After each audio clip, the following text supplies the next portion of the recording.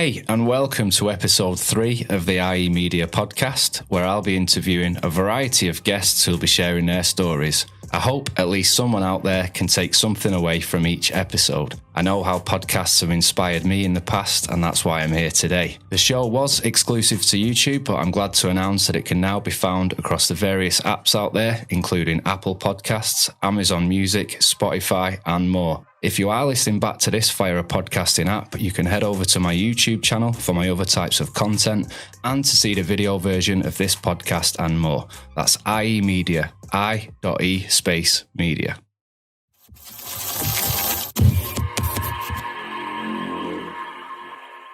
Okay, today I'm with Angelo, who goes under the artist name Angelo One3. That's good. You reached out to me on Facebook after I posted that I was in need of guests, and I'm intrigued to get right into it and learn what's led him up to today and to hear about his journey growing up and what's led him into the music scene and what's to come, because I know he's got some big plans for the music. Appreciate it. We've never actually met before today, so it's going to be a new one for me too. And you said you don't mind going deep. And you've got some man. mad stories to tell. So how's it going, mate? I'm good, man. I'm good, thank you, man. I appreciate I seen, like you said, I seen your status and I thought, you know what?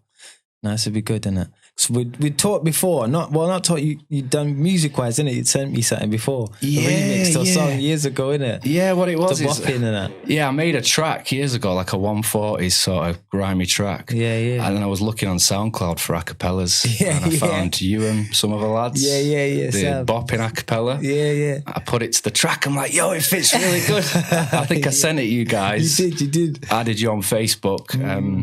Talked, and then that was kind of it for years, wasn't it? Yeah, and then I seen that, and I didn't even remember about that. So when I went into the conversation, I'm like, oh shit, yeah. All right, cool, calm, yeah. But yeah, now man, I'm doing good, man. Thank you. How you doing? Yeah, good. I'm doing good. Yeah, it's good to have you here. Appreciate it, man. No, thank you, man. So I'm happy to be on here, man. Happy to show love. You showing love, you know what I mean? Yeah. Help each other out. Yeah, appreciate it. Of course. So we've got a lot to get into. Yeah. So do you want to just start right at the beginning, like growing up and get into your journey? Right. So I'm African born and raised, Malawi to be exact. Yeah. I lived there for what? You know what? Let's go music. We'll go both first. So yeah, Malawi born and raised. I was raised in Africa. What's that like? Hey, do you know what? Nothing but I have a lot of beautiful memories, man, you know? Yeah. It's home. It is home. And I love that place. Like, a lot of my family, and I mean a lot of my family, and all my mum's brothers and sisters, all still over there. Like, my grandmother's here, and I got cousins in London and this and that and everything. Wow. Like, Big family. Bro. Yeah. I got a massive family, man. You talk of Zimbabwe, South Africa. Jesus, Wow. some in America as well. Like there's London, there's Germany, Portugal. Well, I got all my people. Wow, nice. Yeah, there's a lot. But it started off over there. So I've always been, music's always been in my family, man. Really, like my older brother, since young, he's rapped. And like there's been such a wide range of influence of music in my life, man. So like from my mum was soulful music. My grandmother was nothing but the Afro vibes, you know what I mean? Nothing but African music. And my uncle Carl, he was a DJ as well. He was all also soul and like old school music, always showing me that. Wow. And then I had Kashi, my cousin, and Narada, who were about the dance hall and the reggae music. And then my brother was rap, do you know what I mean? He was going in. And then my uncle Shaft, these are all close family, yeah? Wow. My uncle Shaft was just vibe with everything. He was calming, man.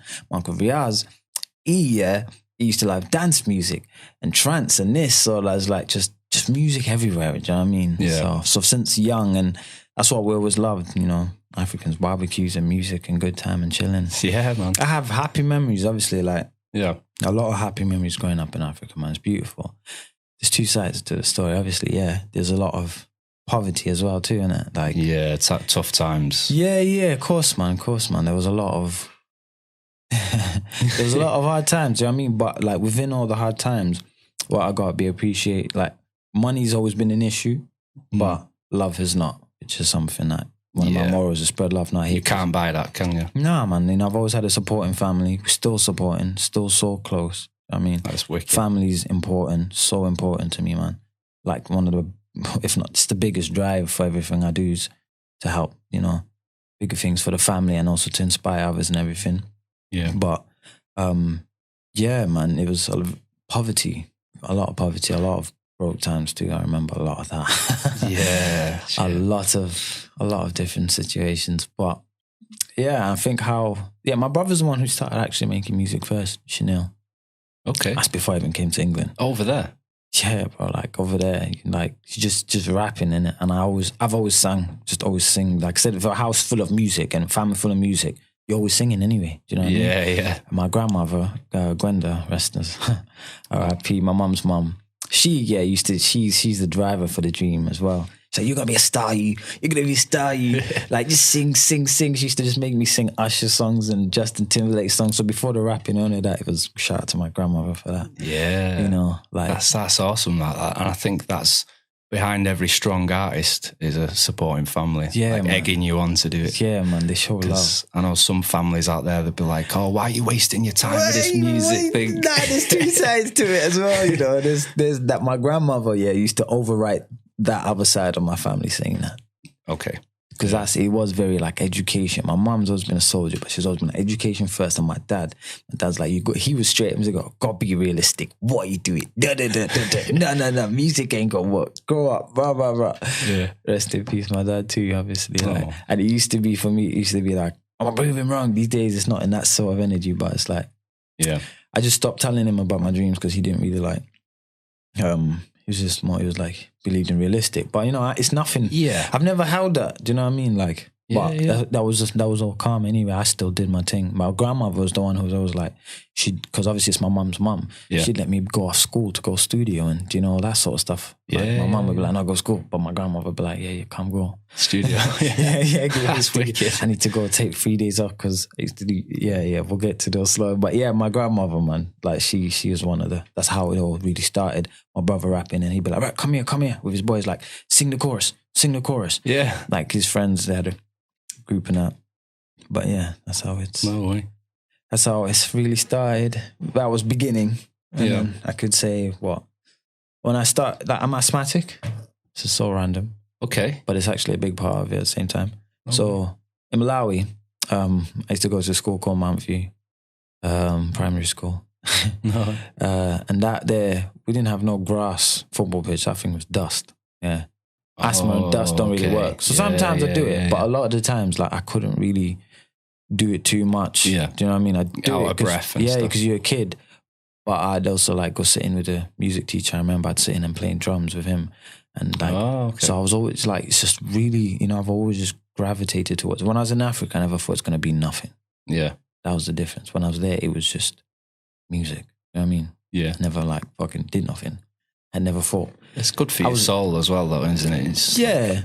I was realistic, innit? I thought, you ain't going to make it in Africa. Come on. Them times, like, there was no YouTube or none of that sort of anything like that. The African people we knew, to be fair, I don't know why. Like, they weren't rich or the popping people that we listened to that would travel. The music was all over Africa. None of it. They were all still like poor people, really. Yeah. So it's when I moved to the UK that the blessing really hit. When would you say that was that you moved over here? I don't know. 2000 and what? 5, 6, maybe. Okay. Yeah, sound like I think. Wow. Is it? Yeah, hold on. Your accent's good, man. 5, 6. Like, well, my dad's British, isn't it? Oh, right, okay. He's always been well spoken. That was a mad thing. Like, so I've got other friends from Africa who've been around similar time, but way more. Yeah, but also, like, I think for one year, my dad was British, so that obviously helped massively, really. Yeah. It didn't really, like, in school, I used to, sometimes I was like more well spoken than my own English teacher. Wow. Yeah, so like I was a little shit in it, and I'd be correcting him. And in Africa, you get licks, bro. They hit you for that. So it's not like you're getting licks, bro. Yeah. And then, like, it's bad of me. They'll be like, the world is round. I'm like, nah, the world is round. And so just being a dickhead, just a bad guy, really. That's just a stupid kid, man. Do you know what I mean? Yeah. But you get into any trouble as a kid? Trouble? Man? Yeah. Yeah, I was a naughty kid, bro. Yeah. I was good. I've always been good. I'm a good soul. I'm just mischievous. You know? Yeah, like every no kid. harm in that. Yeah. Like, really, I didn't cause nobody no crimes. We're mad kids. Won't lie, but we're mad kids. Like, so, fuck it, I'll go deep. Yeah. So, like, deep. when we grew up, yeah, in my school, everyone's cool now. We've all grown up from it, but there was a lot. I'm not there anymore, so I can't really speak so much on what it's like there right now. I can only speak on when I was there. So, yeah, my people's, if it's not like that, I'm glad it's not. It's all love. But when I was there, it was very culture mixed. Like, not mixed, sorry, very culture like, you know, I don't know the right word. Like, the Asians chill with the Asians, the white would chill with the whites, the thing would chill with the thing. Is like, yeah, very few would, like, so mix, would coexist really, but like, I'd noticed that, like, only a few black kind guys. of segregated. Yeah, only kind of a few black guys would jam or talk to each other, like, me and my brother, Orama, like, we've always been cool, but we even spoke about it before, like, it was a bit, you know, tension between the two cliques, and we'd kick off, and it was stupid, really, like, I'd jump them, and they'd jump us, and, like, kids, bro. Yeah. Kids. Yeah. Remember one point, it got peak, and I mean, it got peak. We brought weapons. I don't know what the hell we're doing, really. Shit, yeah. Brought weapons into school, primary kids, man. For what? Nothing, just stupid. So, yeah, I'm a dumb kid, really. Went in like, yeah, man, got shanked, you know. No, stupid idiot, bro. Things could have turned out bad that day. No one got hurt, obviously, but that was a mad day. Remember, things changed. You said you moved to London first from Africa. Yeah, so basically what happened, which is probably how most African families actually do it, is so my parents came over. They left me and my brother in Malawi. My mum and my dad flew over to London and stayed at my auntie's house, obviously to try and, like, because we didn't have money in Africa, man. Like, we didn't have money. It was cool, like, when my dad was about, he was a lot thingy, but there's times where I guess it wasn't about that things were bad. Like 10 of us in a 2-bedroom house and that. Still good times, like I said, but I remember that my mum and the sisters and my aunties and uncles were also sleeping in the front room and just, like, you know, all of that sort of thing. But yeah, anyway, so for the better life, remember my dad came into an opportunity. I'll never forget this. He was like, so, right, boys, there's a school here. Because we used to go to Mount View. And before my dad was about again, the reason I went to school was through charity. Yeah, it was called Muslim Jamaat. There was these Muslim people. I'm Muslim as well. I wasn't born one, but converted. Yeah. But their thing was, if you all pay for your school fees, because obviously Malawi and most in Africa, there's nothing free. It's not like in England, bro. How you know you get benefits and you get all this, like, bro, you ain't got no money, you're starved. You know what I mean? It's different. You know what I'm saying? Yeah. I'm very grateful to be here, man. Every time. But anyway. They used to pay for my school fees, but the thing was I used to have to go learn about Islam. So after school, I'd go to school again, but like a Muslim one, about the Quran. Yeah. So anyway, they were doing that. So I used to go to that's how I used to go to that school. So it was an alright school. It was people there who had a lot more money than we did, which I think what sort of made me a bad kid as well is because I was poor, coming on a bus, light-skinned, which... Yeah. It was very different. Like, where the neighborhood I lived in, I was the only person my color. Yeah. Do you know what I mean? Like, they used to call me white, and then I'd get, like, some of them would shout shit at me, and like, Zungu, Zungu, Zungu. And after some time, they all got used to me, because I remember, it's another memory, getting sidetracked, but I'll just tell you the story anyway. I remember when I first moved there, we're going there to Namiango, Malawi, shout out Namiango, man. And I was in the back of a pickup truck and we're driving down this. We're going far. I'm like, Mum, where are we going? She's like, so I'm buying a house. I'm like, rah, where are we going? Get to this place. I'm thinking, way. Like, we had it ghetto before. We used to stay in Kanjeja Projects. Shout out Kanjeja Projects in Malawi. Didn't know that too. We used to stay in Kanjeja Projects. And then we ended up going to Namiango. We was in the back of the car and we were going down this road and there was just loads of kids looking and they're all like, rah, it's a white man. So like in England, I'm not white. Do you know what I'm saying? Course, like, like I found out I'm black in England. Like in Malawi, I'm barely mixed race. It's mad. Yeah. It's harder for mixed, isn't it? Yeah, opposite ends of the spectrum. Nobody wants you, fam. Yeah. But anyway, I know, I hear it. But anyway, so they were like zunga, zunga, zunga, blah, blah, blah. Ended up, Mum was like, this is where we staying. I was like, nah, Mum, you can't do this to me, man. Wow, I'm going to get abused. I can't stay here. like there's hut houses there. There was brick houses as well. Like mine was a brick house as well. But like just down the road, there was like hut houses and, you know, the government schools and all windows in them. And I'm like, yo, like I was shook. Do you know what I mean? Thinking, wow. But you adapt, you know, you learn. And then I remember one of the story I was getting into is I was walking down because eventually I got tired of sitting in my house. I thought I could hear kids playing. And I was young. I was like, fuck it, I'm going outside playing. Fuck it. Yeah. You know what I mean? So I went outside to make some friends. Yeah. And then I did. Got into trouble a few times and that with some people, but always because they'd abused me and I just abused them back. So I had mouth. You know what I mean? I was willing to go for it. Like standing your own though. Yeah, I got hurt. Don't get me wrong. I didn't like win many times with them guys. Like they were some serious members, bro. Yeah. But this is in Africa when I moved to Namiango, like to the most ghetto place I ever lived in my life, really. But yeah, I'm walking down the road and there's these people sat in this like pub, but it's not a pub. It's just a building on the side of the thing, you know, where they're selling like this, that. They sell this liquor, yeah, but it's like porridge. They call it chibuku. Anyway, yeah, they got chibuku there, and they're drinking, and they sat there. Now I'm from Malawi. Like a lot of people, they don't understand. Like they never used to. Like I don't know why. Like I said, I guess because I'm so light skinned as well. They never used to believe that I was born and they think I'm a foreign. And I guess my dad's white too, so they're definitely foreigners. But now I'm born there. I'm bred there, and I speak the language. Yeah. And, you know what I'm saying? So they were there, like, look, talking in the language. Like, look at this white kid. Like, and you can understand them, obviously. You know what I mean? They're like, no, we should rub him. Rah, rah, rah. I'm coming around here thinking you can this. And I'm a kid. I lost it, but I turned around in the language, innit, going sick. I said, fucking rub me then. Like I said, they were being racist towards me. So now I took the defense and I was just being racist towards them back. I won't lie. Do you know what I mean? I was like, fuck you, black bastard. Rub me then. So what if I'm white? Do you know what I mean? Just, man, I got black family members, bruv. Yeah. But you're abusing me, I'm abusing you. Yeah. Anyway, I was young, you know what I'm saying? But so I was abusing them back anyway, yeah. And they're like, whoa, kid. Fucking hell, you can speak the language. And like, I'm from here, man. I said, do you think I'd live here? If I had money, do you think I'd be living here? I ain't got nothing. Rob me, man. Do what you want. Just got sick of it. You know what I mean? They're like, chill out, man. It's all good. And then I ended up meeting Vincent, my brother, man. He's just the guy I ended up meeting who became best friends with my brother and shit. And then just came cool, man. And fell in love with the area, man. I missed that place, bro. Yeah. Yeah. That was the maddest childhood, bro. That was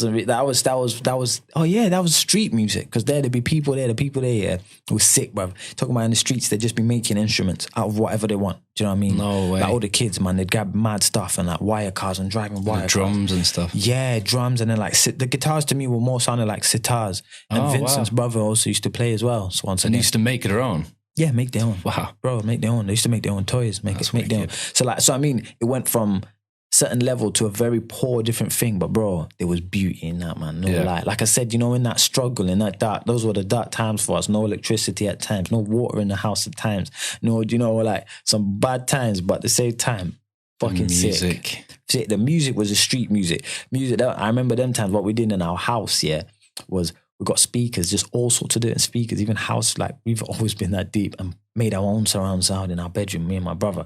Wow. Like got my uncle's subs and that. My uncle Riaz always had subs in his car.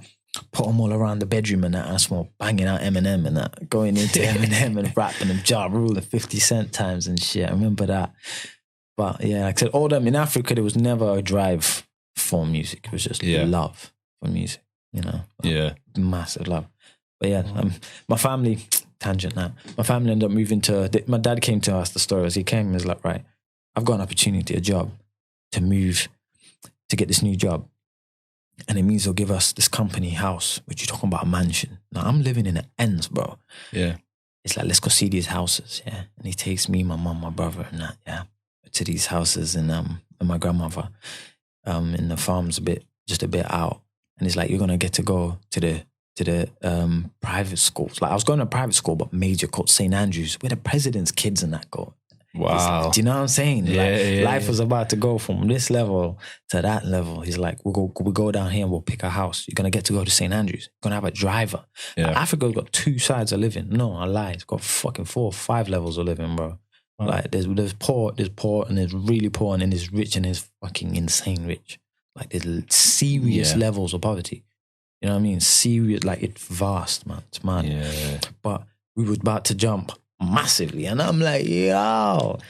And then the catch was, so he took us to look at these houses. We've seen these houses, mansions, bro, like tree houses. Bro, I mean like MTV Cribs houses, yeah. Wow. And then it said, it's either this life or you stay here, me and your mum go to London and we'll figure something out and you lot will come, move over here. I was like, London. They're like, what? I'm like, London. They're like, are you sure? Look at them. I don't care. This is, nah. Like, had you seen anything about London, like, up only to that in point? The movies, blood, and everything is perfect in the movies. Do you know what I'm saying? Only TV, man. Are you mad? London. Bright colours and... Gee, I hadn't even been on a plane yet. Do you know what I mean? I was looking up at planes and now you're telling me I'm going to go on a big one that has a TV on it. Gassed. London. Yeah. Do you know what I mean? It always makes things look better, doesn't it, the TV? Come on, you know what I mean? Yeah, nah, man. He was so I chose to go to London and then, yeah, man, came. My mum was here for a bit. I was in Africa for a while, yeah. They come first. And it wasn't meant to be for long. Really? It was like a temporary thing? Wow, not the move. How long we was going to be waiting to come was temporary. Okay. And yeah, that ended up being a long time. Really? Yeah, a long time, bro. We moved out in Amiango the minute my mum and dad left because there's no way me and my brother could be staying in that house there. Yeah. Like no way, innit? So we ended up like moving to my uncle's and that. Yeah. But because it wasn't meant to be long, I was then out of school. Because I've missed quite a lot of school, to be honest. Like, yeah. Primary and high school, probably like, 2 years of high school, maybe like nearly 2 years or a year and a half maybe of primary, something like that. I finished high school. I did well. I just meant like before it. Middle bits I didn't really like really get in. But school's important. Kids stay in school. yeah. Definitely. Say no more on that subject. We're both dads, so yeah. They might be listening. Yeah, stay in school, man. Get your thing because you can be whatever you want to be. Now you can. So did you start school when you come over here, or how old was you? Well, I'm so bad with numbers, like roughly, I'd say. So I did. You finished school here? Yeah. Oh, okay. School, Okay. Yeah, I finished school here. I think it was. I was in London. When? I think I might have been like 8 or 9. Okay. And I did year 10 and 11 up north. Right, no way. How was that, like moving high schools and stuff? Yeah, well, I'd already done it quite a lot. I actually got. Do you know Rochdale? Yeah, of course, yeah. What's that? Is it Spring Hill? In Rochdale, that's the school, Spring Hill. Spring Hill, is that a hospital name as well? Is it a hospital as well? But I'm sure there's a school called Spring Hill. Probably is, yeah. I don't know it that well. But yeah, fucking nah. When I first came, I went to Spring Hill. No way. I went to school in London as well, like. Yeah. But when I was in the country, I wasn't in school for a long time as well. Everything was full, so for a long time I wasn't. And the way I got into school, that's another fucking story. I was walking in the street, in the high street, just walking around, and there was a Fed car, and then inside the Fed car there was another woman, and she was pointing at me. No way. And I thought, right, Fed, what the fuck? Why are they pointing at me? So I just got off in it. Yeah. Why is he not in school? Yeah. Well, I didn't know that about England. Like, I didn't know that. So I'm still fresh off the boat, bro. Like, I don't know that sort of stuff. Like, police will take you to school and like in Malawi, do what you want. You know what I mean? Yeah. Obviously, your parents will whoop your ass. Right? So you go and do what you want, but they don't care. Not your parents. I mean, the police and all that sort of stuff. I just thought they thought something wrong anyway. Because of that, they're like, why is he in the streets? Da. I was like, well, you can't get in school. They're all full. So straight away into school then. No way. But I didn't spend much time in school in London, really, like I said. But I think that's where also the accent ended up coming more. Because in London, no one could understand me. So don't get me wrong, I had an African accent. I didn't sound like this in Africa. Yeah, you do sound a bit London still. Yeah. That is because of, obviously, family, for one, that are there. And also, what ended up happening was, so when I speak to people, no one would understand me. Yeah. Do you know what I mean? I was well spoken before it, but I still spoke, obviously, like with an accent, with an African accent. Yeah. I was just well spoken. But they still couldn't understand me sometimes. Lord, I'd be like, huh? Or they'd say I sound American weirdly. It was pretty weird. Yeah. But just to stop all that, I started mimicking them. Okay. I just started saying the words like them. And then I'd be at home talking to my mum in a London accent, and then I'd be catching myself like, whoa, you don't talk like that.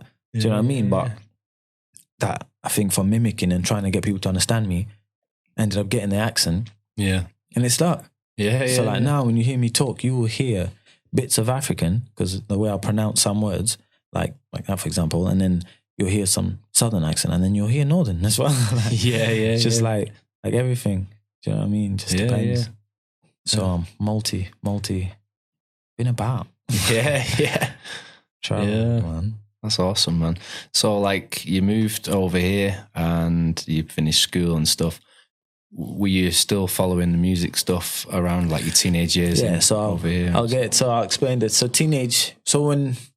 when the music really started was when I moved to Baker, to One3. Okay. This is why, do you know? Yeah, I wanted to ask you about that with it. Yeah. One3. You said earlier there's a little bit more of a meaning to the One3 name. So One3 to me is like, it's my family, you know, it's a group collected. I don't even like to call them friends, to be quite honest. They're my brothers, sisters too. Like, and it's all the people that I met in the One3. And, you know, when I moved around here, like, these people are not related to me. You know, like I said, all my family's everywhere. My mum and dad, even when we moved to the UK, ended up actually going back to Africa and leaving me and my brother here. Right, okay. Yeah. So when we came up north, they fucked off. And my dad went to Nigeria to work, and my mum lived there as well, and also lived in South Africa as well, and Malawi as well. So I was here on my own, and they became my family.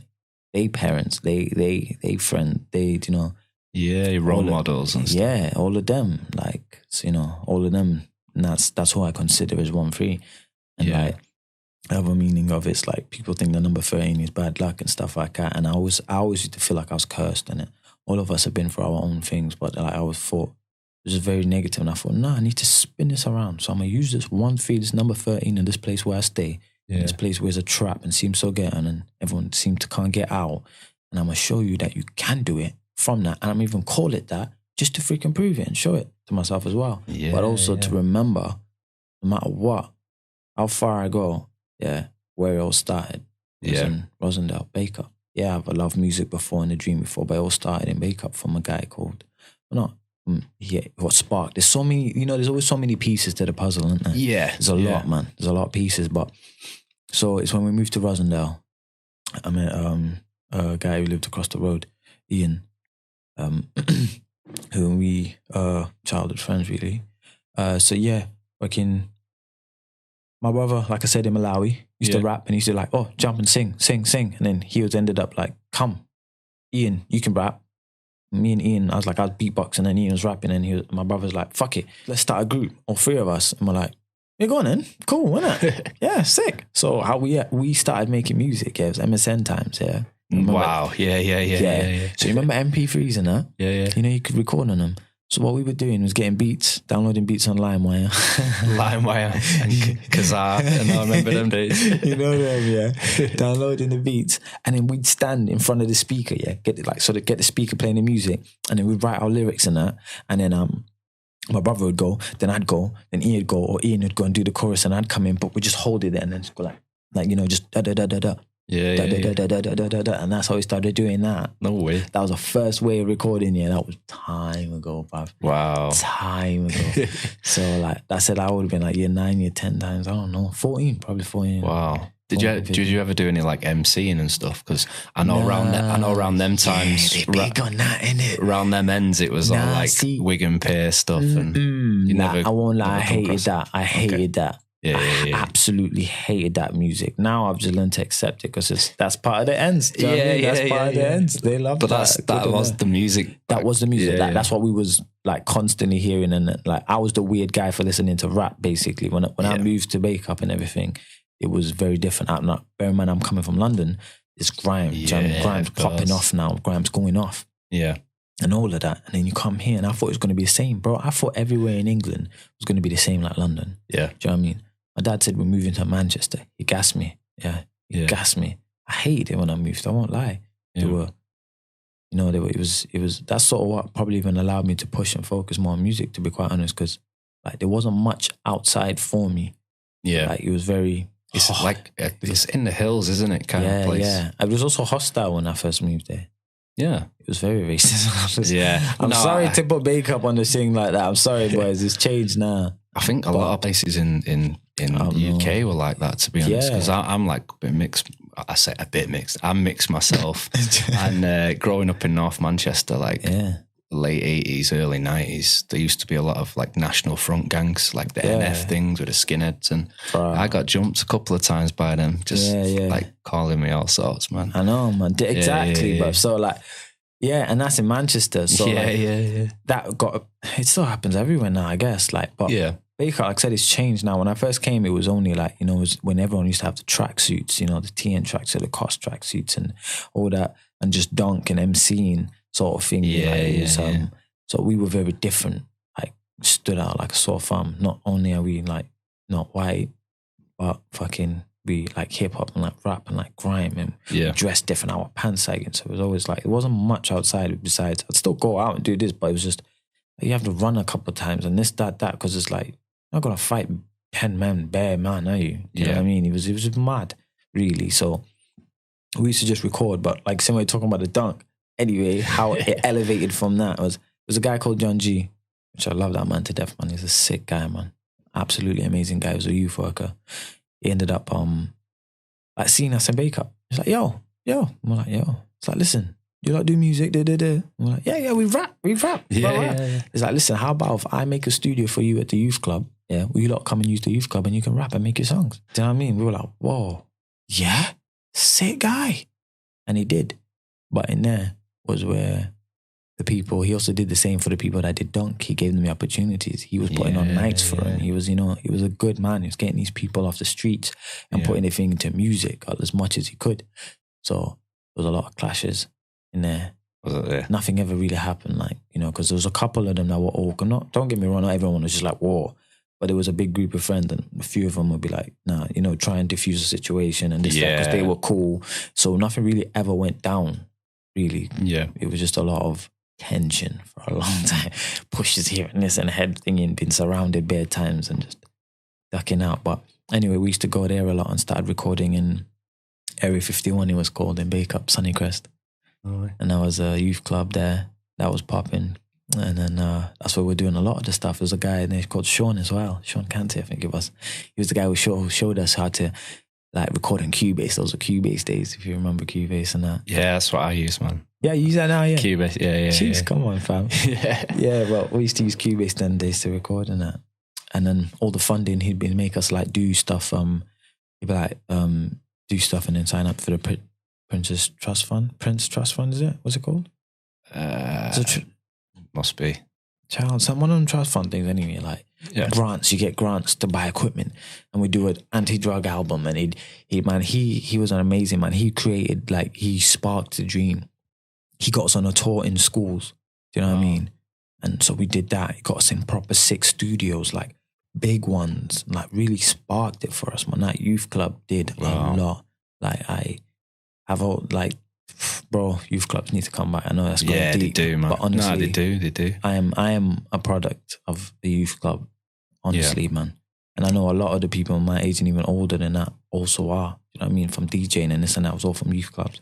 But the youth club allowed us to do so much, man. So much. Like, we were doing video shoots, Wow. From young, bro. Video shoots. It made us go on radio station. Like, John was like a manager. And bro, he didn't need to do none of that. Yeah. His thing was to run this building, not go further, not go put Rosendale's first rap night on. There wasn't hardly no people in that motherfucker, but it didn't matter, bro. He put a night on for us. No kids, way. Bro. Kids. Wow. Do you know what I mean? Put it on there, trying to get our thing out there. How was it like the first time in front of a crowd and stuff? There was no crowd there. Well, bounce, even just your friends and stuff. Yeah, it wasn't bounce, innit? So, like, them days, it was like, that was dead music. Or what I found out later on in life is it wasn't dead music. They all loved that music, but they were all too scared to admit to each other that they loved that music. Like, they all secretly loved that shit. So later on, like, everyone bumps to the same music, and Baker's live. Everyone's cool now. Yeah. And I don't get no racist things. They're those the older lot, but otherwise, like it's just love. Times have changed in Britain as well, man. Of course they have, bro. A lot more diverse now, and people understanding cultures and stuff. Yeah, of course, man. Spread love, not hate, bro. That's like my I'm a big advocate of that, man. I hate racism and stuff, and if you spend enough time around people of different cultures and stuff, you realise that they're just the same. They might speak a different language. Exactly, bro. Or do certain things a little bit differently. None of us has asked for this. You didn't ask to be the skin you are. We didn't ask for this. You didn't ask for that. So how, something that's not in your control, how could you say anything about that? Yeah. Yeah. I think most people get it now. Yeah, of gone past that. Like the 70s, 80s, 90s, so it was pretty rough on it. My take on that shit, like, I don't like... My take on it is to not go into it, to be honest. Like, I don't know if you ever look at Lil Wayne's thing, the way he sees on that stuff is... Everyone's each to their own, but I'm going to just speak. This is probably the only stuff I ever speak on this sort of subjects because I told myself I won't go. I'm never going to be doing, I'll never speak politics. None of that. Yeah. No. You know what I mean? Religion. No. None of that sort of shit. Music, story, family. But I think don't speak about it. Just stop going on about it. Like, constantly, you don't need a Black History Month. It's a history. You don't need on Netflix black movies. Why are you label? You don't need that shit for me. That's the no. Do you know what I mean? Yeah. That's creating the separation. It's a movie made by black people. So what? Good. You know what I'm saying? You don't need to put it on there and like sell it because nah, man. Nah, I'm not saying don't be proud, but be proud all the time. You don't need to like. Yeah. I know Morgan Freeman agrees as well, so he's a smart man. So I'm happy that I feel the same way as him too. Yeah. Just. It's the same with like the BLM movements and stuff. There's a lot of genuine, good, sincere people in them, but then there's layers in there that have not really got the best interest of black people, is it? When you look between the line, read between the lines and stuff. Like they want the same thing just on the flip. Yeah. When you see it's run by a lot of like trans white women. BLM movement. Yeah, I don't know what that is. I won't lie. Yeah, BLM, the Black Lives Matter movement. Oh, is that what you? I say I'm not. I don't fucking. I know that, but no. When you said like, I didn't know it's BLM. Yeah. That's actually run by a lot of white trans women, trans men, women. Fucking know that. And when you look at their manifesto on the website, it's a lot to do with like trans this and trans that, and it's like using the black thing as a bit of a. But a lot of people, black people and friends and stuff agree. They just that's what I mean. Like with me, you know, with like I said, I don't go into it. I don't even like hashtag or none. Like I don't get none of that, man. I just give it. I don't give it that energy. Energy goes where like energy flows. You know what I'm saying? So I don't try and give it that. Yeah, man. It's precious, your energy. You try and keep it focused on the main things. That stuff is just really down, really like. So, no, of course. It's a fine line of being completely ignorant. I'm not ignorant. I felt it, hands on. You know what I mean? Like being abused for being the color. Like I said, I've been abused for being white, being abused in Africa, and then being abused for being like black. I've had family members call me albino because I'm on the lighter side of them. Do you know what I'm saying? Like, so I've had it all, but to me, it's like I'm not gonna keep. I want to keep going on and going. Do you know, like, no, of course, giving it the energy. You know what I'm saying? It's like, yeah. I'm not someone that's going to fight someone because they call me a nigger. Like, that's your problem. You're mad, fam. I'm good with me. Like, I'm happy, blood. Yeah. Why you mad? Yeah, you big mad. You know what I'm saying? That's why I don't like to say friends. I have friends. I have associates and people are cool. But it's my family. Do you know what I mean? Like, and because I've been friends with people and you have an argument, bro. And you've been cool for years. Then all of a sudden. You see them. Yeah, they start dropping racist stuff, you know? Yeah.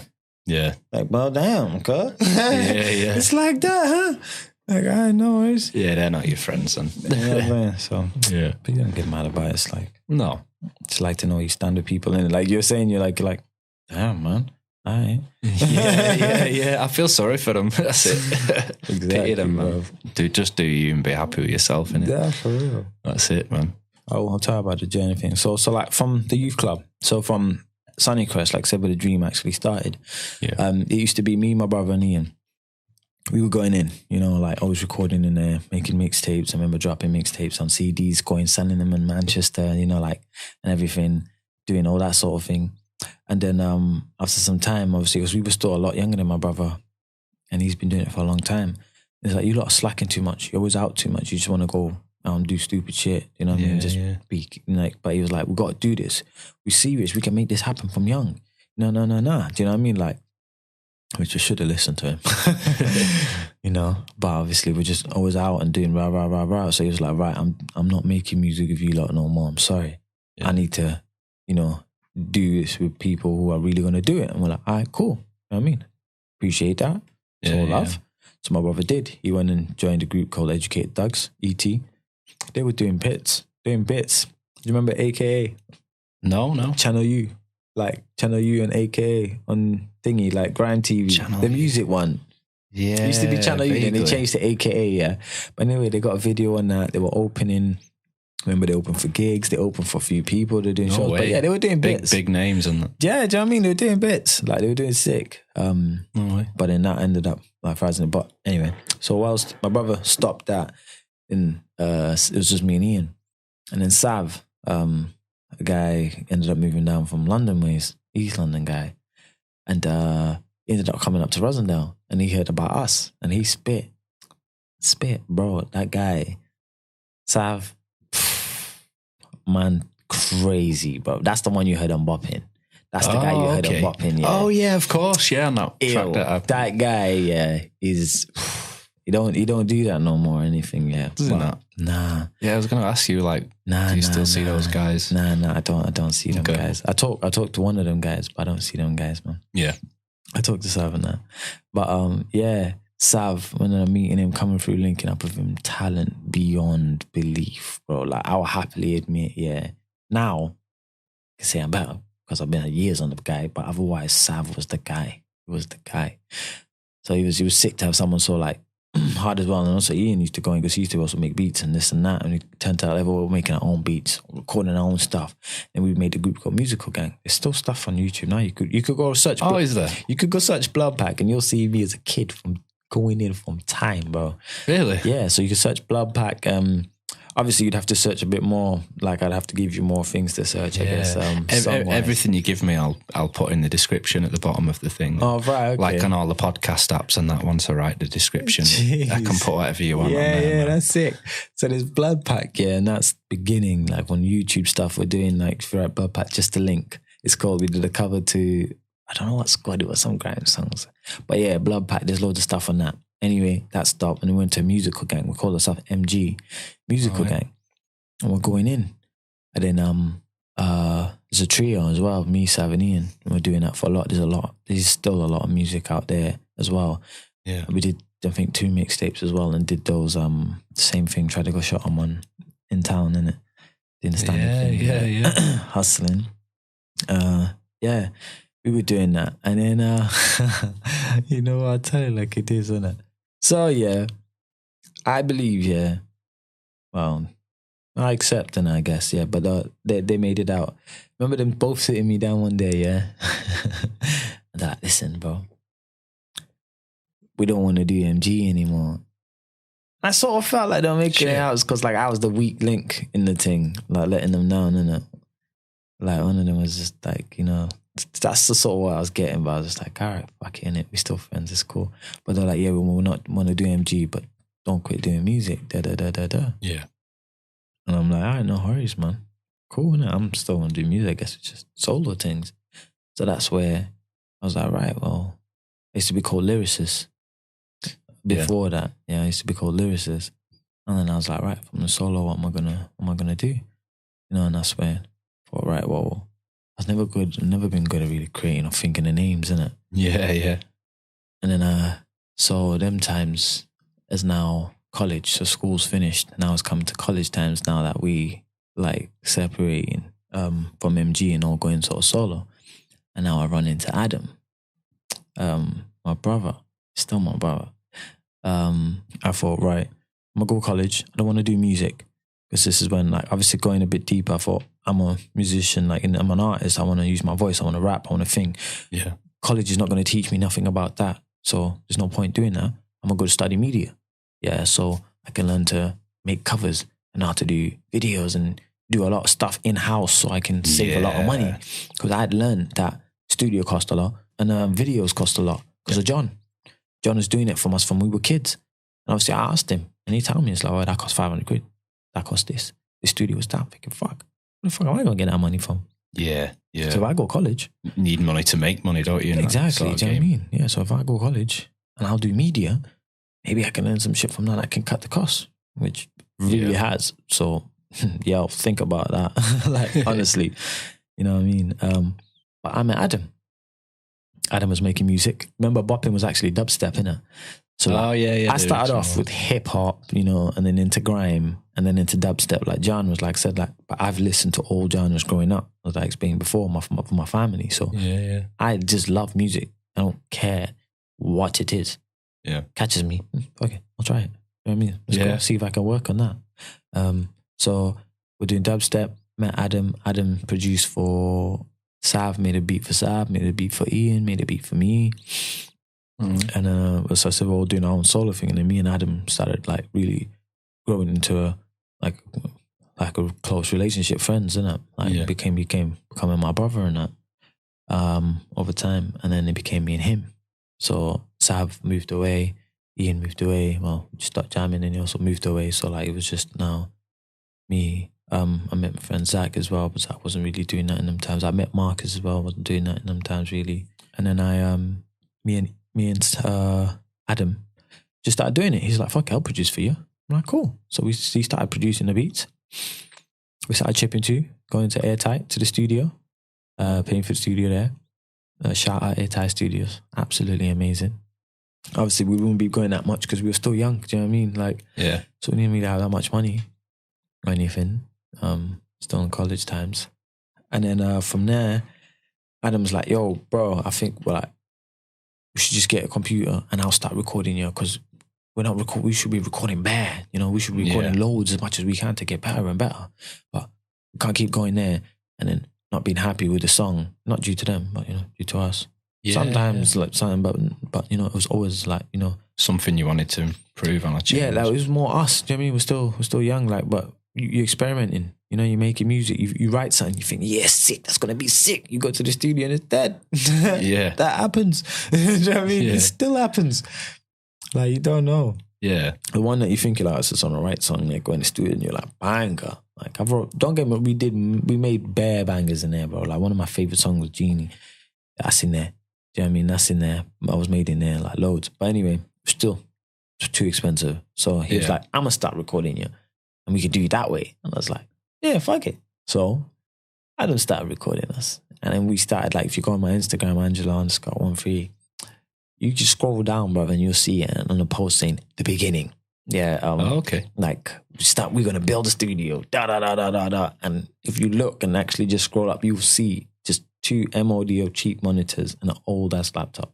And you watch it build until even the Behringer, like that one there as well. Yeah. Like, you just watch the whole thing build and like slowly, the studio got better and better. We just kept investing. Like, do you know what I mean? Like I said, it used to be a USB microphone to start with to record. Then we went to fucking, you know, the other ones. And so like me and Adam just like, there was a lot of growth, man, with Adam. A lot, man. That's my brother. Like, really, really helped. Sounds like a cool guy, man. But yeah, like brought you through. Yeah, because he also did media. So he's also got a lot of vision. He's a freaking genius, man. Adam is a genius, goes by the name of Chef. Like all the songs that you have out now, pretty much, like there's a lot. You'll hear different producers spire on a beat, right? But you'll hear loads of the Fate Destiny. That's all Adam. Obviously, just going through his growth, there's different names, but it's all Adam. Oh, okay. All produced by the same guy. Different name, it is. Now, it's all I get loads of beats from different people and everything, but it used to all just be all exclusively Adam. Adam's just on his journey. It's a businessman, my guy. Yeah. Is he still doing music? Yeah. Hear me there. Yeah. That's good. Like he's just concentrating on business or so. I mean, like, you know. Yeah, the business side of things. Well, just business in some sense. Like, you know, he's an entrepreneur, Adam. Like, he like says a very smart guy. He's helped me a lot with fucking like business as well, you know. Like, so basically what ended up happening, the journey I'm cutting forward here, but it's like, when you're young, you think music's going to make you rich. And you think music's what's going to, you know, take me out to this. And it got to a point where, like, I remember a friend said to me, he's like, yeah, cool, but why does it have to be that? Why can't you actually get money and get rich before the music? So you can have your freedom to do the music and do the thing, because music's what I love. It is what I love. Bro, you could give me 100 million today. All you're doing, is telling me that I can do everything I need for my family Yeah.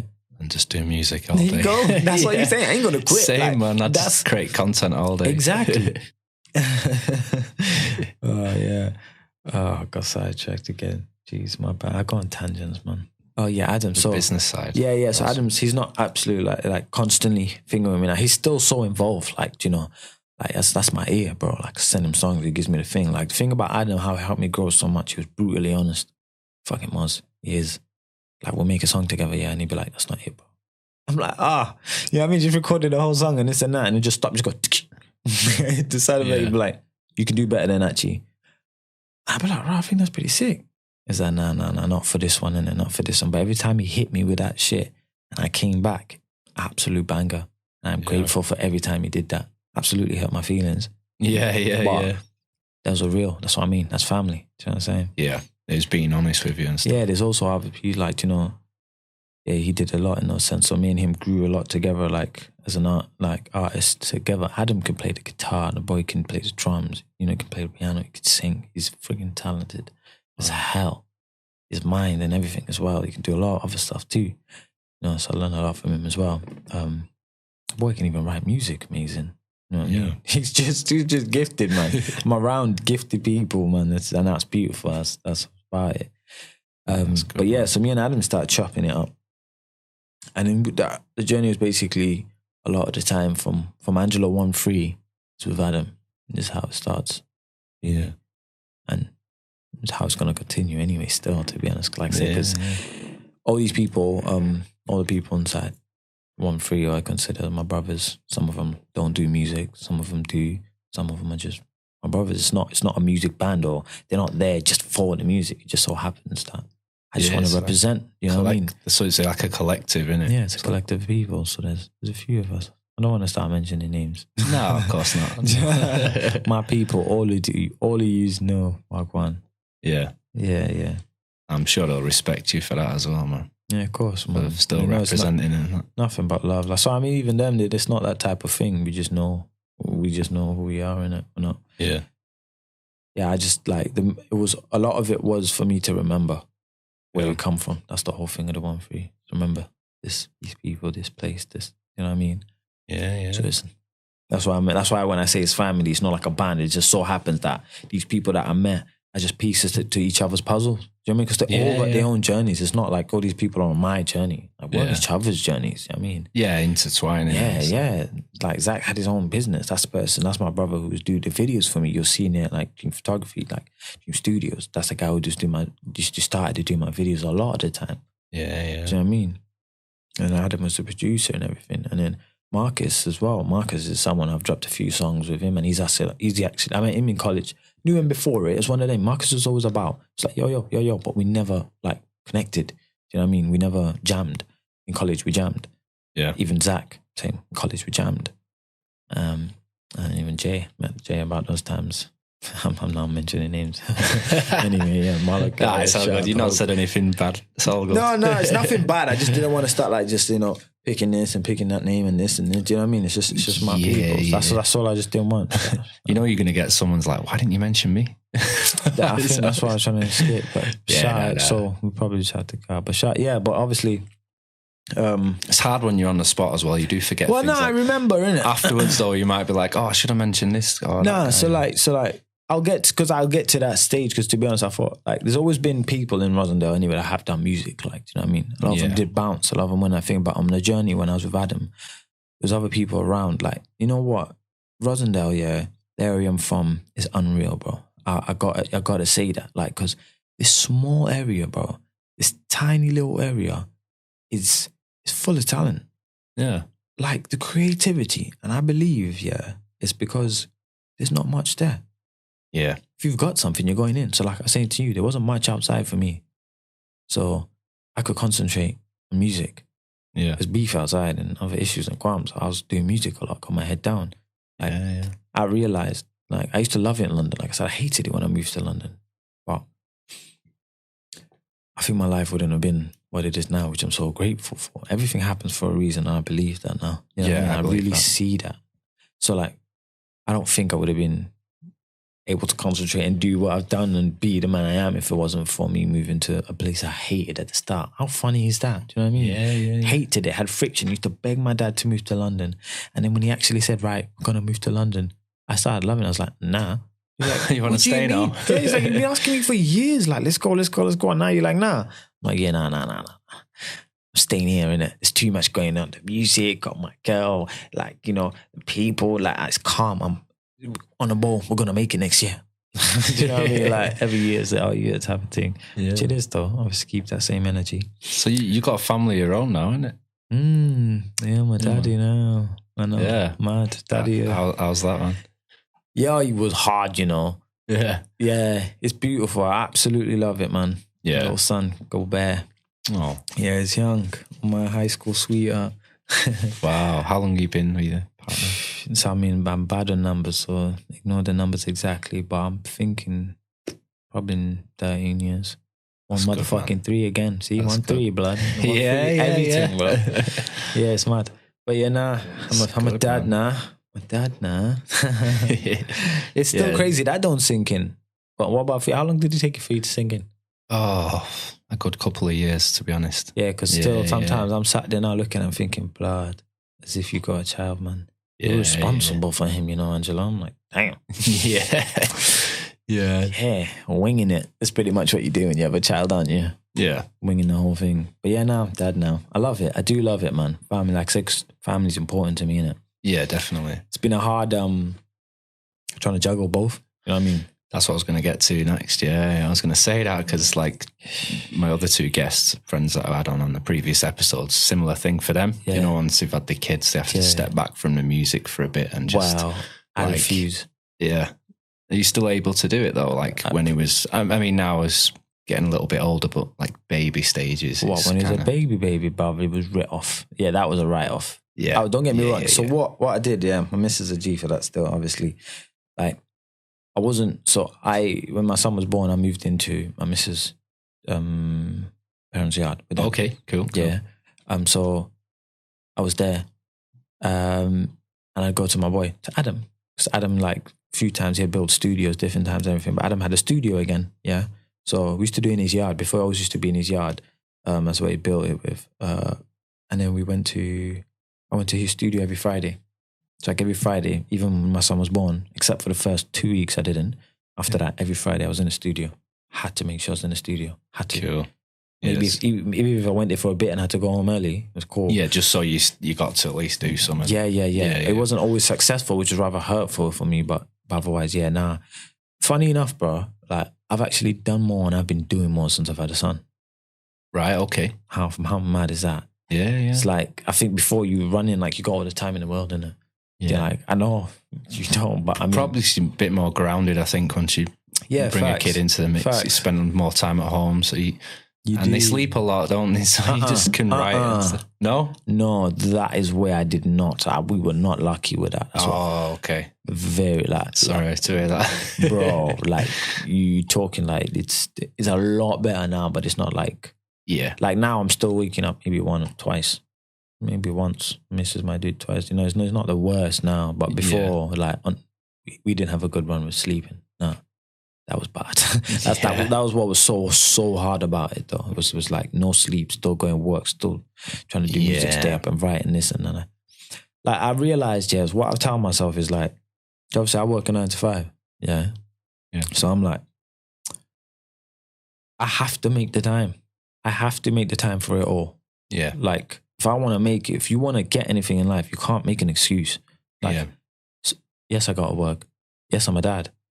Yeah. But if I want to make it, I'm going to make it work.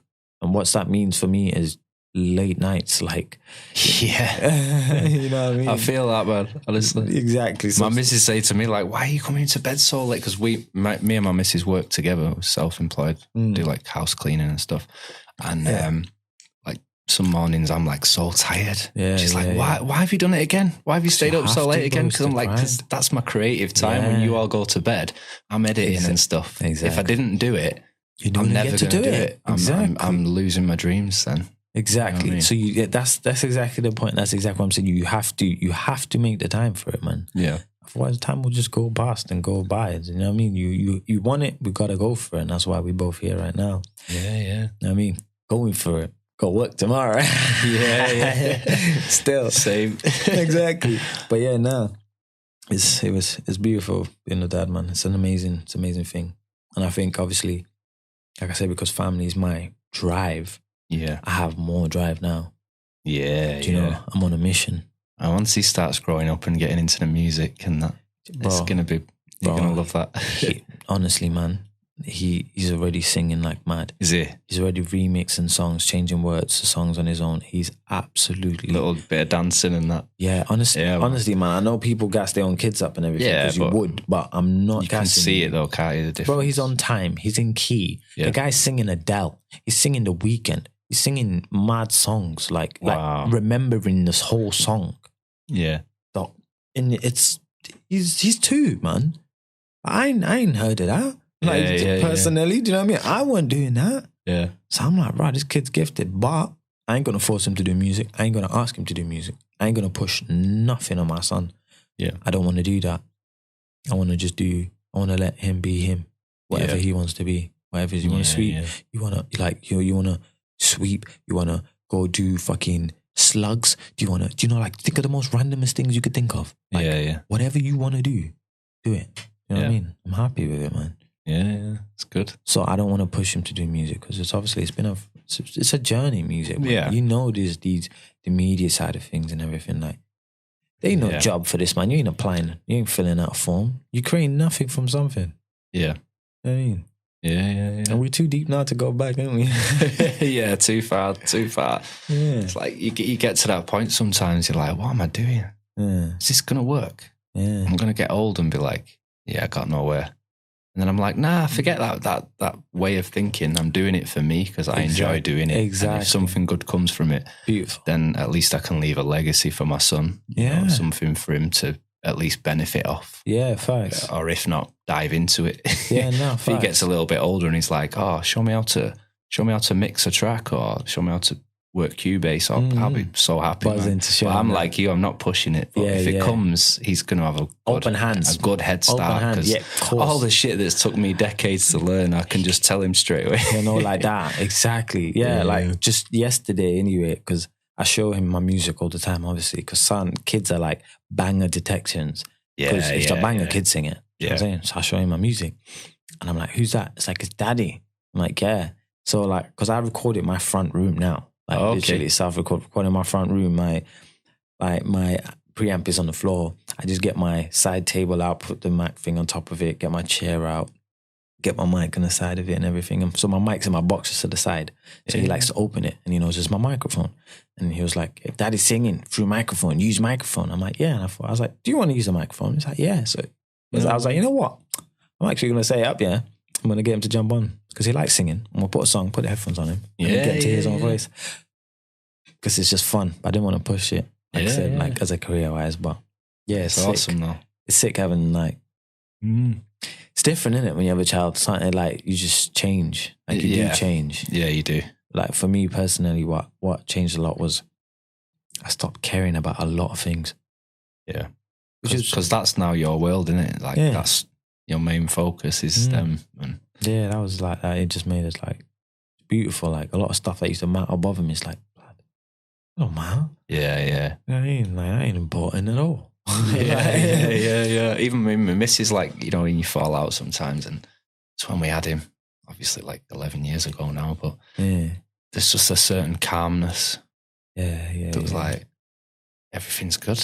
Yeah. Look what we've got here. Yeah, that's all that matters. That's good, yeah. Like you see some couples and, you know, no disrespect, like with young kids and they're arguing and you think, like, look at them. Yeah. Be happy, you know? Yeah. It's like, got to put it back into perspective sometimes. Yeah, be grateful for what you got. Yeah. Like I said to my like my brother, how he put it into perspective for me was, he was like, look, Angelo, I'm not saying you're not going to make it, but look at it this way. If you never make it, just think of the life you lived trying to make it. It's like, you haven't lived a normal life, have you? So what you mean? It's like right now already, You can do music videos. You're in recording studios. Like, look at me right now. I'm doing a podcast. Like, I've been on radio stations before. It's like, you've been in mad studios. You've been to shows. You've done this. It's like, that's not a normal dead lifestyle. It's like, you still live the same journey. You've had fun along the way. That's the main thing. Exactly. Do you know what I mean? It's like, I enjoyed it. And I was like, that's beautiful, man. That's so sick, man. Yeah. My brother is like, he's a wise man like that. And then another thing is like family. Like I say, because family is so important to me. Like, I get a lot from movies. I know this is random, but I guess it's just giving you a piece of me. So like, you know the movie Up, the cartoon? I absolutely love cartoons, bro. It's pretty sad though, isn't it? Yeah, it's deep. It's deep. It's a teary one. Yeah, it's deep, bro. Yeah. Do no cap. I'm a cry. I mean, if a movie's deep, good. I feel their pain, bro. Like, do you know what I mean? I cry, like, even like, get sidetracked. But X Factor, when you see someone, it means so much to them. Do you know what I mean? And they're there because you know the dream, you know that feeling of like, and then when they get it, you're like, good for you. Goosebumps. Good for you, blood. Do you know what I mean? Like, I feel you, man. Yeah. Shit, I got sidetracked again. So Up. Oh yeah, Up. So yeah.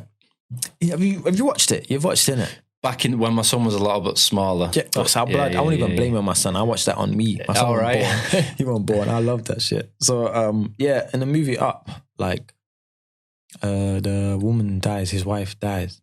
And they had a book in it, an adventure book. And they were meant to fill it out with loads of stuff. He thought she hadn't filled it out. So the whole time he had this book and she thought like, loads of things didn't go happen in life. They were meant to have a child, this, things didn't happen. But anyway, he thought he's going to do it when she passed. So in the end, he's looking at the book and is feeling guilty that, she never got to have an adventure. And then he opened it. She had loads of pictures of, your normal things in life. Yeah. Like things you just, first house, you just first car, the tiny, not even materialistic things, just the tiny things, like the memories. So like for me, it's like, I like to live by the thing is like, I will make it. I know I will. Yeah. But right now, I'm already winning. I've got an amazing family. I've got amazing, family, which from friends to, people around me and a lot of love. You know what I mean? I'm already winning. If that doesn't happen, I'm still winning and try and move with that sort of urgency, you know what I mean? But still at the same time being appreciative of what I do have. Because, bro, no cap, when it comes to it, the fact that I'm just in England, I'm not even living in Africa, I'm already winning there. You know what I'm saying? Like, the thing about England, is what I was saying to you before is like, you can be whatever you want. You can. You can't, in Malawi, man, you can't be a bone specialist. Like, whatever you think of in England, you can do, man. You can be rockets. Like, like, you really are free, bro. Like, I know they say there's the system and this, and I'm not saying it's not that, but I guess when you come from somewhere that's even worse, you see it differently. You see it differently, bro. Like, you see it very differently. You know what I mean? So just for that, see, it got me on one already. Like, how grateful I am that I'm just in England, man. Yeah. Besides that, so grateful. And everything else is just a bonus now. Yeah. But if I'm in England and I can make my dream come true, because sometimes when I was younger, I used to feel guilty, man. I used to feel guilty that, like, I've even put it in songs. Spending time doing music and stuff. Yeah, well, that's a whole nother subject, bro. That's a whole nother one. I didn't even mean that. Sorry. That's true. So like for people who pass, I felt guilty enough times for not being there, but instead of being in the studio and and constantly going chasing music. That's something else my brother said to me. It's like, listen, do your music, Angelo, but don't forget to live. Yeah. It's like, because that's one thing he said he regretted. Yeah. You don't mind me saying that, but it's something he said he regretted was like, he put everything off because he went so hard for music to the point where music hurt him. It hurt him, bro. So he quit. Yeah. Now it broke my heart because that guy had more drive. Remember, he's the one who's telling me I'm slacking. And if he's quitting, that scared me. Like, really scared me. And I thought, nah. I got to do this for him as well now. Shit. Yeah. Like, fuck that. And he's always been like, nah, you're the one to do it. You're the one who's going to be doing it. So let's get it. But yeah. Besides that, everything's bonus. You can be wherever you want in this country. I'm already winning. It's good, man. Yeah. You'll do it. You definitely will. Just keep being consistent. And I checked your YouTube, and you've been releasing music videos like at least every month or so. Month and a half. So like, talk a bit about that. Like, yeah, cool. So like my videos look good, man. Like they're very well edited. Love to the brothers, man. That's Zach and that's Marcus out there. Shout out you lot, man. Of course, every time. That's my brothers. It's just spontaneous at the minute. Like we decided that, you know what? I've for years, bro, all we did, me and Adam, was record. We just recorded. Like you might not see nothing. You might not see nothing for a year and a half, but bro, just know in that year and a half we've been busy. Yeah, like, I'm always busy, even when I look like I ain't doing nothing. Because I guess I kind of need to get better with the social media side of things and this and that. I'm so much about I just want to be so much about music. You know what I mean? I don't want to be about, trying to be popularity thing. I know that comes with, how am I trying to word it? Like, what's cool, what's in. I don't want to have to do this and do that thing. Like, part of me is like, well, maybe that's what you have to do to get it. So if it is, then cool. But I slack on that. It's like right now, today, I'll even say I should have posted that. Boom, I'm about to do this. You know what I mean? But you tagged me in the thing. That's why I'm a slacker. Yeah. I never put in the studio. I'm in the studio bare. Like I never. But that's part of, like they say, if you're trying to build a legacy, you need to leave a print. Do you know what I mean? Yeah. Show them the work. That's kind of how it's gone now, isn't it? Like people want to see you going live and talking randomly. See, I won't do the live. Yeah. I will, but I won't personally just go off and go do live.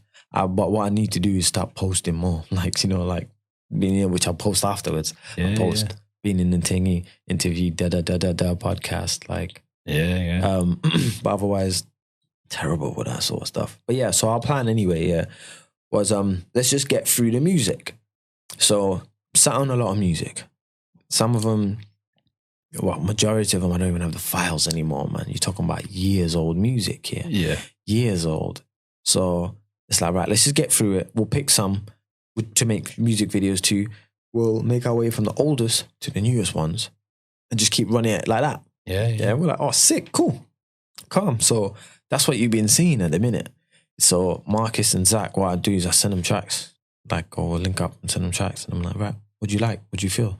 There's one I really feel I want to do. I'll say I really want to do that. And I let them be free, innit? Like, I let them like, which song do you like? What speaks to you? They're like, oh, I love this. I'm like, cool, we'll do a video to that. Yeah. You know what I mean? That's sort of like, I want to keep it fun and flowing at the same time. Yeah. And then we're going to start getting a bit more serious with it, like at the time, because right now we're just trying to flow. These videos that you'll be seeing, bro, you're talking about no budgets. Like these are no bus fares, the budgets and food. You know what I mean? For the gang. You show me a few of the unreleased, like a few little snippets. Yeah. I need to have the unreleased stuff and the video editing's sick, man. Definitely, appreciate. Love to them guys, man. Like I said, my brothers, man, they really go in for me, man. No, I appreciate them. So you got quite a few to come. Yeah. I'm sat on a few already. 2 currently being edited, a few planned. Just need to get more emotion. Currently, yeah. So I'm making my way, like I said, I'm making my way from my older to my new music. So a lot of the stuff right now is old music. So obviously, as me being the artist, I'm like, it's old music, man. But everyone, to everyone's like, for fuck's sake, it's never been heard, man. It's new. But I feel like you're hearing me 5, 4, 3 years ago, So whereas I'm like, I'm better now though. Do you know? I'm that's all right. You're always getting better. Yeah, I was sick then, but I'm sicker now. Do you know? And I gotta like solid out. But it's cool. Just let them have it. Yeah. So I'm gonna keep doing that. I'm gonna keep trying to drop songs. Yeah. On Spotify, on platforms. I'm gonna give some songs away for free as well. So like so some of them that, like I said, I'm not gonna be able to re-record. I've lost the file, lost the disc. Yeah. The beat might not even be my beat. I'm just gonna have to drop those. Like there's 2 of them, which 2 songs I absolutely love, which I won't be able to redo and but it's cool because there's some more songs to be made. I'm just trying to get them out there. Do you know what I mean? I'm just stay consistent. The mission now is to stay consistent, keep dropping, and don't stop. Just keep peppering it till something catches. Yeah. And I say till something catches, but when something catches, it's just time to pepper it even more. Yeah. Do you know what I'm saying? So like my plan, and that's a good thing as well. Like just to interject, like. You build up as much content as possible. With music, people discover new music all the time, and it doesn't even have to be new music. Sometimes I come across artists that have been going for a decade. I've never heard of them. And then I start going through all the catalogue of music, and it's like a whole new journey. Like, how have I never heard of this guy? Yeah, he's got bare songs. You just, I say it to artists, like, keep making stuff, keep putting it out there, and then someday, you know, he will. Whether it's a million people or 100 people, it doesn't matter, because you're leading people down a journey. And they're going to love your stuff, and they'll be your best fans. Yeah, of course. Which will share your stuff, and you know, it's not just about a million fans. It's about people really connecting and actually loving the music, innit? Really feeling it. Because, like, I don't make music for all. I make music for feeling. How I work, I run off feeling. Do you know what I mean? Yeah, I'm an emotional guy. Tell it like it is. Yeah, do you know what I mean? That's me. I wear my heart on my sleeve, man. Literally got a tat on the sleeve as well. That's a matching tat on my missus, but two meanings, you know what I'm saying? Wicked. But yeah, so I go off feeling for everything. So, like, you know, whether it's it's sad music, it's this. I like people to live and go through the journey through the music. I want people to live through my music. Yeah. Do you know what I mean? This plan, I always had it deep inside. I always felt it, yeah.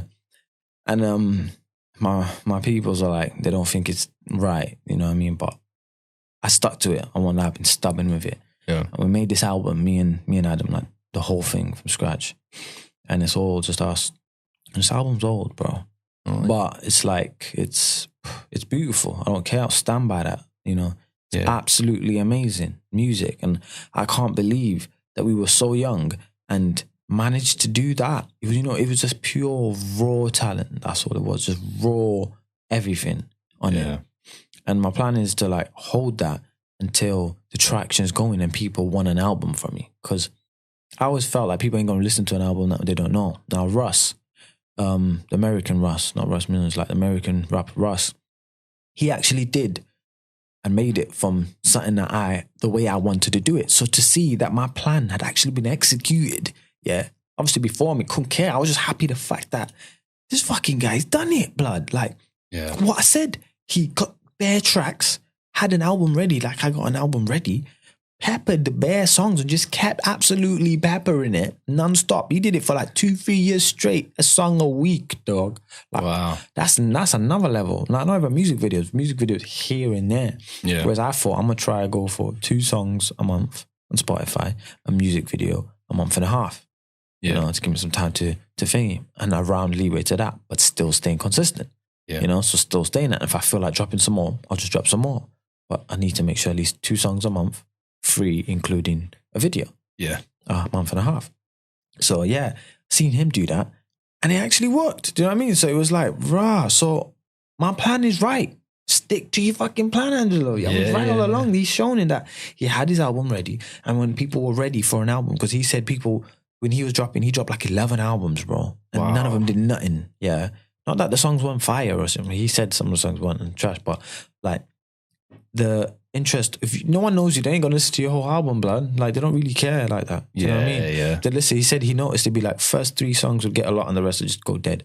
So it's like people have the concentration span to listen to one song. Yeah. So I'm gonna just drop a single because more people will listen. So I've adopted the thing. I thought, oh yeah. Do you know what I mean? Just keep dropping single, including videos till they start and just build my fan base. That's all I'm on a mission for. I'm not trying to look for no manager, look for no thingy. Like before I used to try and do that. It's like, nah. Yeah. It's all about the fans. It's all about connecting with people. Yeah. And that's all I really want to do is connect to the people and inspire people and, you know, live off my music, I guess. So you have to work a 9 to 5 and that's the dream. Money, good too. But like, I don't attach the music and money that much anymore, like I said. Yeah. That's where... If it comes, it's a bonus. Then I'm not relying on music to get rich. I'm now business-minded. I'm now, you know, trying to invest in investments, you know, trying to open businesses and do little businesses here, there. And that's, I mean, you know, so entrepreneuring as well as music. Music's my love and my thing. I'll do that. I'm not relying on that because it's a business. I need money to make the music work as well. Yeah. So... hence, you know, money makes money. So hence, that's why I said, why am I trying to wait for music to get rich when I kind of need money to make music to get me rich? You know, it's a cycle. It's a vicious. So sidetrack that. We'll do business. Yeah. to do the thing. But in the meantime, just keep being consistent, because I always record but don't drop. Yeah. Like you're saying, I just need to keep dropping. So that's all you're gonna get from me. The more you keep recording, the more content you've got to drop, haven't you? Well, yeah. So you'll get to a point where you can chill for a bit, drop loads of content, sit back, watch it. Of course. And you're in a really good position right now as an independent artist. And that's something that I'm noticing. Like, the game's changed. Like, back in the day, you had to be part of a big label to get the traction on YouTube and the views. But I've been reacting to some independent artists from over in the States, Chris Webby, Tom McDonald, a lad called Kid, and a few others. And it's changed so much now. You don't need no millions to actually get out there. A lot of these guys are like you. They're filming the videos themselves. Like Tom McDonald's partner, she makes all the videos. She does all the editing. They don't have a label to self-promote. He'll go live, like, talking about his stuff, built his following up like that. And that'd be impossible back in the day. Yeah, of course. Like, it's changed completely now. Like, you couldn't, not everyone could even record how everyone can record at home now, innit? Yeah, it's the age of the bedroom bangers now, bro. Yeah. Bedroom bangers. Like, my album, some of the songs were made in Airtight, in Manchester, Airtight Studios. And a lot of them are down at Adam's house or various studios to do with Adam. Like not Prop Studios, one's built with him. So he had another studio attached in Waterford with Zach, my friend who does the filming and everything, who does the videos. They built something together. He had his photography in this, and Adam had a studio in there. Business. Like I said, they just, from young, I guess I'm business-minded people, which is good to have, innit? Yeah. And my other friends are just, as well, like, help with business stuff too, just fun tough. But yeah, anyway, the plan is just to keep staying consistent, bro, right now. Yeah. And obviously, like, I thought I make music with a few different people, innit? I'm just trying to, like, connect and web as much as I can right now. Like, feature with as many different people as I can, everyone, like I said, just spread love, dude. Like, the only projects I'm going to drop are going to be with other people. Like, people I'm close to, like, and I'm happy to drop projects with them. I want to drop projects with other people, so it's featured projects, half-half. So for Rama, with Malachi, me and him got albums on albums together, man. Like, we've been making music together since just day. I mean, from day, we've just always been cool like that. And then over all these people, I would just make songs, but I just want to do projects with bare people. And then drop those projects, but constantly drop my singles. So I'm staying even more consistent. So at the minute, with Dog Squad, there's Ash and there's Sai. I started making songs with both of them. I started making a project with one of them. They're probably both on it, so I'll probably do it with both of them if they're both on it. You know what I mean? Just to get, I'm flooding it. Right now, the mission is flood. You know what I mean? Yeah. Fuck wave and being in a tsunami. Type of thing. That's how I want to go. It's good, man. Yeah. Just keep doing your thing, and eventually it's gonna. Yeah, of course, bro. Yeah, of course. You just got to stay consistent, innit? Yeah. It's about having the plan's half the battle. Like, you sound like you got the plan. That's that's half the battle. I guess it's executing it, innit, and staying organised. Yeah. And staying to the thingy. Keeping that balance with a family and work and music sort of thing. But you're doing it, man. You're doing it. I've seen, like I say, you've been dropping music videos. Yeah. So you're active. You're doing it. Been very, Some people talk about doing music and never actually do any music. That's me. That's it. I do. Still creating my sound and bro, as long as tons of unfinished stuff, but each time I work on them, they get better. So eventually. As long as you're progressing all the time, that's all that matters, isn't it? Yeah. I want to just keep doing the singles until there's a buzz and people actually want an album from me. And then I'll drop an album that's ready waiting, Yeah. Go with that strategy and stick to it. I said to myself, I'm going to we're going to make this album, it's going to be timeless. It's meant to drop ages ago. And I mean ages ago. Even my friends, family are like, that ain't never dropping. I'm like, it's dropping, trust me. I'm just sticking to what I said. And I'm so glad, like I said, for ages I had this feeling and gut feeling, and I just stick to this. And obviously I've still not done it. But I'm going to do it and it's going to happen. Yeah, it's going to happen. And because I seen Russ, like I said, he did it and it worked for him. And I'm just so glad that. Yeah, man. That's what I've chose to do. Keep doing it. I know you'll do it. You're determined and you've got the passion and the drive for it. Thank you, man. I appreciate it. Keep doing what you're doing. I need to give you some more juice. would you like to sort of break down your music, like what drives you and what you kind of write about? And because I know I've listened to a couple of bits of your music and they're quite deep. I know we haven't touched too much tonight because save it for the music, but can you kind of like break it down a little bit? Or yeah, of course. So like how I was saying early on, is like I said, my music comes from feeling like music has helped me in a lot of bad situations, and it also, it also leaves you with a lot of happy memories with, in good situations. And I just wanted to inspire people. I've been through a lot.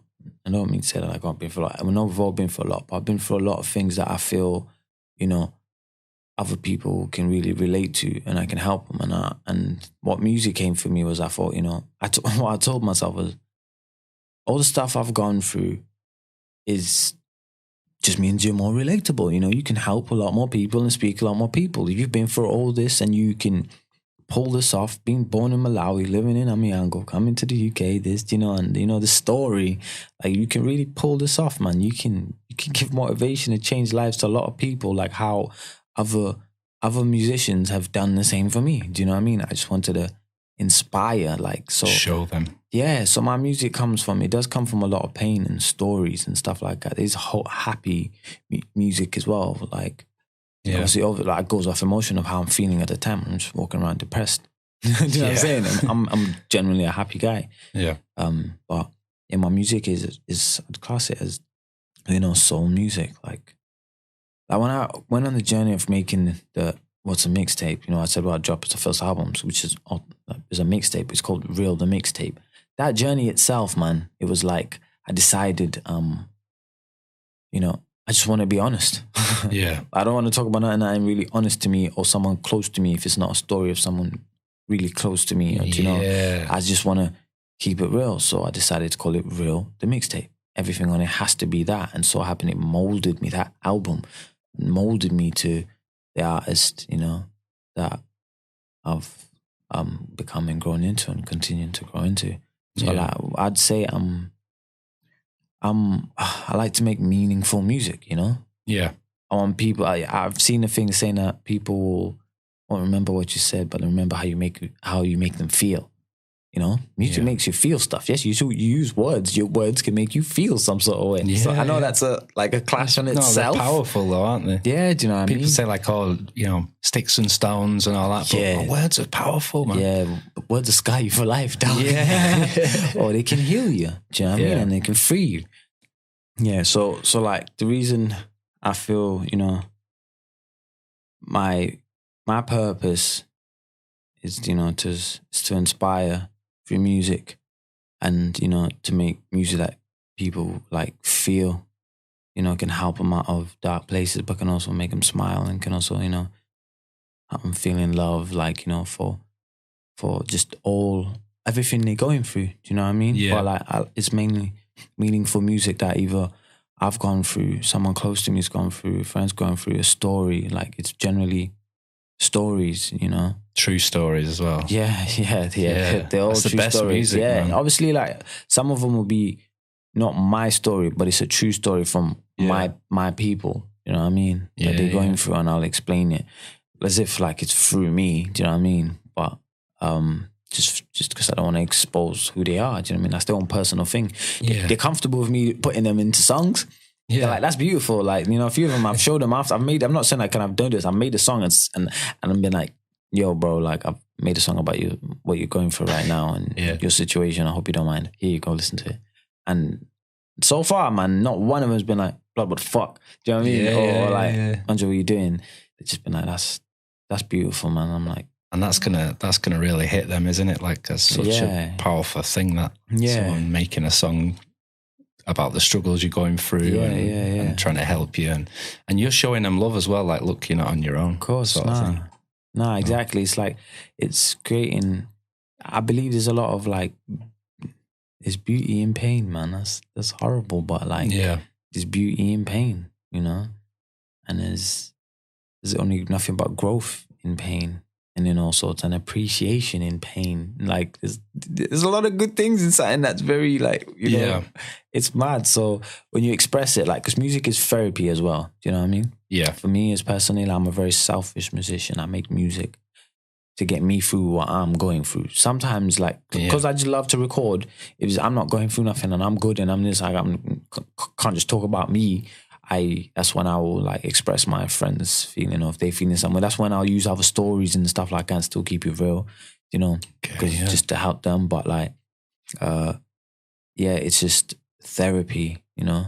Yeah. Feeling away, get it out. I generally feel better after I've released.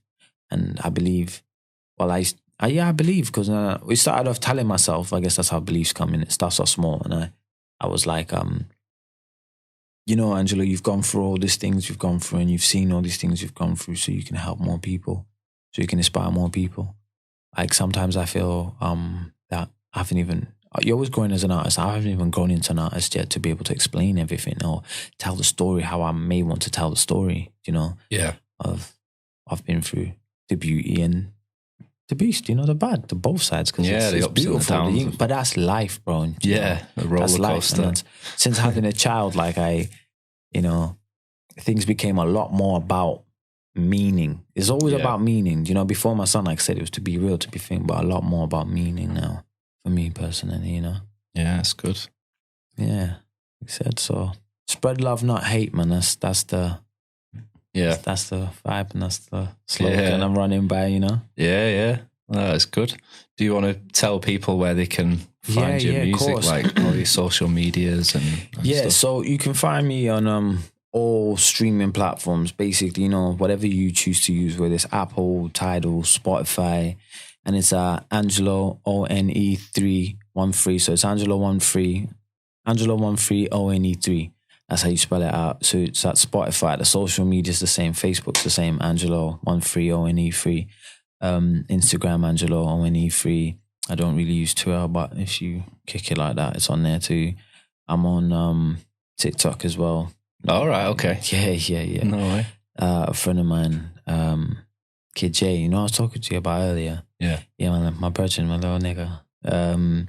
He was like, bro, you need to get on TikTok, you know, because obviously, like I said, the music I want to inspire. So he gets to hear a lot of the stuff. I send him a lot of music when he's feeling away. Like, you know, he's the one he's just been like, yo, your music's done a lot for me, bro. You've helped me a lot. And, you know, I used to think I have to be famous and I have to make it. But when I say famous, I don't mean the bullshit. I mean famous and known, you know, like with the music side, to be able to inspire and change lives. And I'm so proud and so happy. And I told him, like, bro, I don't mean this. Like, it's mad to say that your pain gives me joy. But I mean the fact that I can help you for my music, and you saying I do that for you now. Yeah. And I ain't even in the masses. That's beautiful. But my brethren, he was like, get on TikTok, man, because there's bare people you can inspire on there, and this. Like, please, get on it. And I'm like, you know what? Cool, I will. So yeah, TikTok, Angelo One3 as well. You know? Wicked. I'll leave all the links below as well. Yeah, calm. But hey, brother, thank you very much for having me, man. No, you're more than welcome. Thanks for reaching out. It's been a pleasure. Of course. Hopefully get you back again. Definitely. Drops a few more tracks. And a few more. There'll be a lot more coming out. Definitely. Make sure everyone, you keep a lookout for the Angelo One3. Yeah, I'm just gonna flood you. You're gonna have to click on it and watch and listen, listen, whatever you want. And not only that, like, but you didn't get really too deep about certain experiences and stuff tonight, did you? So no. I think a lot of that is in your music, and people can get a much deeper insight to. For real, that's stuff. I didn't go into exactly like sending into the specific stories, but you watch this interview. And then you go listen to the music, it will like click. Do you know what I mean? A lot of connects. I tell the stories a lot, like in detail in my music, you know? So definitely. Man. Go through there, and that's another side of, it's not another side of me, but I guess it make more sense, you know, a lot of stuff that maybe I'm talking about if you don't know. Yeah. But definitely. There's a lot of it for you to be checking out soon. Definitely a journey to go through, listening to all your music and stuff, and of course, learning more. I got a song called that, and you won't hear that for a while, but it's called Journeys. That's on. No way. That's on the second album. That's already on the way. That's cool, man. That's cool. Yeah. So, is there anything else you'd like to touch on? Or Nah, man. That's everything, man. Thank you very much. No, you're more than welcome. Thank you for your time, man. I appreciate that. Yeah, thank you. And if you are listening back to this on one of the podcasting apps, don't forget to visit my YouTube. You can see the video version of this one and my other types of content. So thanks again, bro. Yeah, no, thank really you appreciate very much. It. Yeah, love. Respect. Love, brother. Yeah. Long reach, but we got there. We got there. Man. Peace. No, thank you.